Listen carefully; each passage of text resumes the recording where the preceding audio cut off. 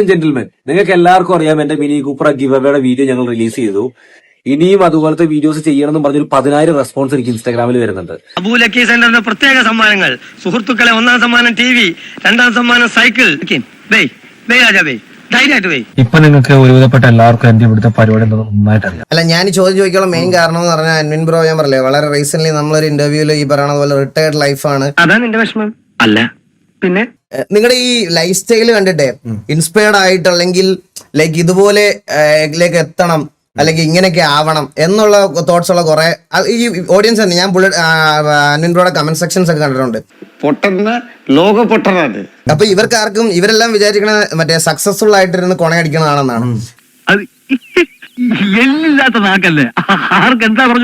കാരണം എനിക്ക് നിങ്ങളുടെ മണി മേക്കിംഗ് പ്രോസസ്സും അല്ലെങ്കിൽ ലൈഫ് സ്റ്റൈലും എല്ലാം ആണ് കാണിക്കുന്നത്. അപ്പൊ അൻവിൻ ബ്രോയുടെ ആ ഒരു ജേണി അല്ലെങ്കിൽ എങ്ങനെയായിരുന്നു? ഇത് കുരുട്ടുബുദ്ധിയുടെയും പൊങ്ങച്ചത്തിന്റെ ലോകമാണ്.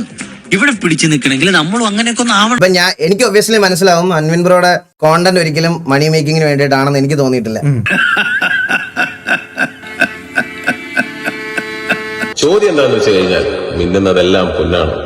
ആധികാരികമായി പറയട്ടെ, ഈ സക്സസിന് ശരിക്കും ഒരു വാക്കില്ല. ഇല്ല, അതായത് നമ്മളൊരു പോയിന്റ് റീച്ച് ചെയ്ത് കഴിഞ്ഞാൽ ആ പോയിന്റ് നിലനിർത്താൻ പറ്റണം.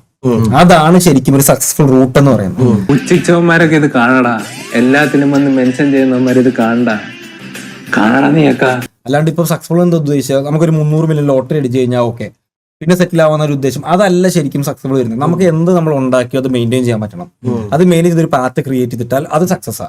എന്റെ ഈശ്വര, ഇത്രയും വിവരമുള്ള ഒരു മനുഷ്യനെ ഞാൻ എന്റെ ജീവിതത്തിൽ കണ്ടിട്ടില്ല. UK ഭയങ്കര ഒരു ലക്ഷൂറിയസ് ലൈഫ് പുട്ട് ഔട്ട് ചെയ്ത് അതിലൂടെ ഒരു ഓഡിയൻസിനെ വളർത്തിയെടുത്ത് കുട്ടികളുടെ ഇടയിൽ single sigma life put out ചെയ്തു. ഞാൻ വേണ്ടേ നമ്മൾ സംസാരിച്ച ടോപ്പിക്സ് വേണ്ട. എന്റെ സംഗതി നേരെ പോ എന്നുള്ളതാണ്. ഈ കൈകൾ മാർപ്പാപ്പയെ പോലെ പരിശുദ്ധമാണ്. എന്നെ പറ്റിക്കാൻ നോക്കിയാലുണ്ടല്ലോ പെരുവിരലിൽ നിർത്തി കറക്കും ഞാൻ. ഇത് നമ്മൾ ചില കാര്യങ്ങളെ പറയാവുള്ളൂ എനിക്ക് അന്ന് മനസ്സിലായി. നമ്മൾ തമ്മിലുള്ള അടുപ്പം സ്വല്പം കൂടിപ്പോയത് കൊണ്ട് നിനക്കെന്നെ നന്നായിട്ട് മനസ്സിലാക്കാൻ പറ്റി.